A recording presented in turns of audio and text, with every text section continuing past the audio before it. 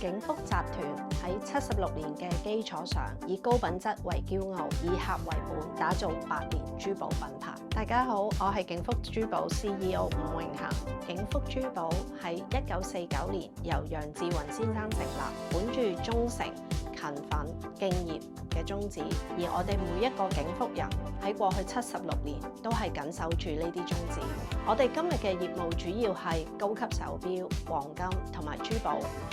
我哋係一個76年嘅香港品牌，對於我哋嚟講，我哋嘅品牌就係我哋最重要嘅資產。而我哋希望每一個走入嚟景福嘅客戶都可以享受到我哋最好嘅服務，同埋我哋精心為佢選擇嘅產品。我哋嘅歷史係我哋信譽嘅基礎，但係創新一樣咁重要。其實喺過去76年，我哋引入好多高端嘅外國品牌，無論係錶或者係珠寶，希望帶俾我哋嘅客戶新嘅視野同埋新嘅體驗。所以喺將來，我哋都好希望可以帶到啲新嘅元素俾我哋嘅客戶。關於將來嘅策略，我諗主要有幾點。第一就係注重我哋嘅產品，品牌始源於品。除咗最高品質嘅原材料、獨特嘅設計，而家消費者都非常重視產品嘅故事性，對於佢哋個人嚟講嘅意義，我哋都會特別關注呢一點。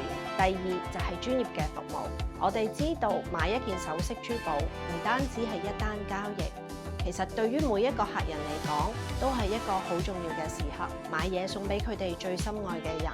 或者買嘢嚟獎勵自己，專業知識其實好重要，再加上貼心嘅服務，尤其是新一代嘅消費者，佢哋非常之重視整體嘅消費體驗。第三，我哋希望搭建嘅係百年基業，做對嘅事，穩健嘅財務。同事成日話景福是我家，我哋希望對股東、對顧客、對員工都做到最好。我哋景福嘅員工對於手錶、珠寶、黃金業嘅前景非常之有信心。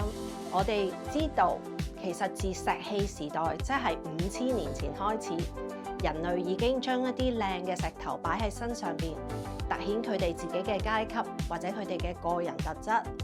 所以我哋認為，其實珠寶係人類歷史非常重要嘅一部分。我哋認為珠寶業係會繼續百花齊放、平穩咁發展嘅。